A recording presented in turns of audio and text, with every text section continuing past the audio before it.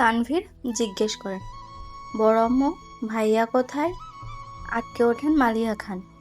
ও তো 2-3 ঘন্টা আগেই বের হয়ে গেছে। কেন? ইস, মিস করে ফেললাম। মালিয়া খান, কি হয়েছে বাবা? মেঘ নীরবে তাকিয়ে ভাইয়ার বড় আম্মুর কথোপকথন শুনছে আর বোঝার চেষ্টা করছে ঘটনাটা কি। তানভীর ভাইয়া কল দিয়ে জিজ্ঞেস করে, কোথায় আছো? আবির কি যেন বলল, শোনা যায়নি। তানভীরের মুখে উত্তেজনা স্পষ্ট।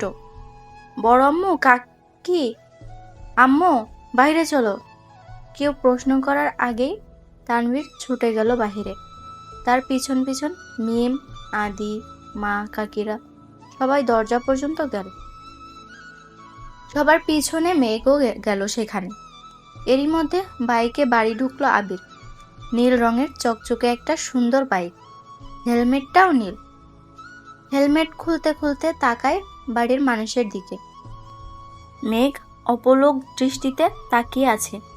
সেই কবে দেখেছিল আবিরকে? সেই আবিরের সাথে এই আবিরের চেহারার কোনো মিলই নেই। হেলমেট খুলতে চুলগুলো এলোমেলো হয়ে গেছে আবিরের।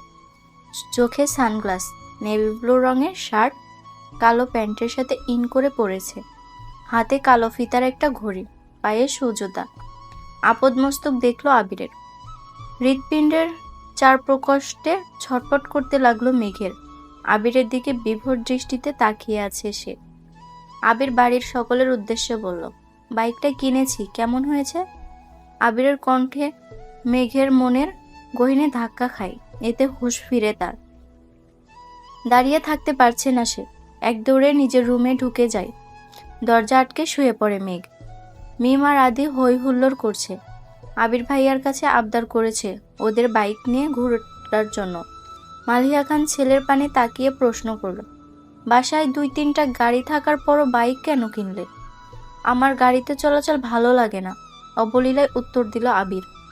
পিচ্চিরা খুশি হলেও খুশি হতে পারেনি মালিয়া খান, হালিমা খান আর আকলিমা খান।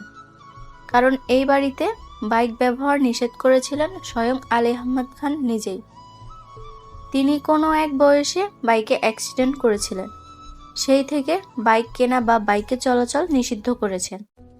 ইকবাল খানের খুব ইচ্ছে ছিল বাইক কেনার, কিন্তু বড় ভাইয়ের নিষেধ অমান্য করার সাধ্য নেই, তাই কিনতে পারেনি। তানভীর খুব করে চেয়েছিল বাইক কিনতে। রাজনীতির সুবাদে অনেক জায়গায় চলাচল করতে বাইক থাকলে সুবিধা হয়।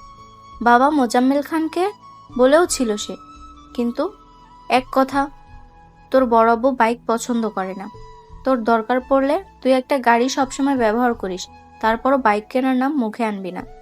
আবির বাড়ি ফিরেছে 24 ঘন্টা হবে হয়তো, এর মধ্যেই বাইক কিনে ফেলেছে। এর পরিণাম কি হবে তা ভেবে ভয়ে আটকে যাচ্ছেন বাড়ির 3 বউ। অষ্টাদশীর হৃদয় কাঁপছে, কেমন জানি অস্থির লাগছে সবকিছু।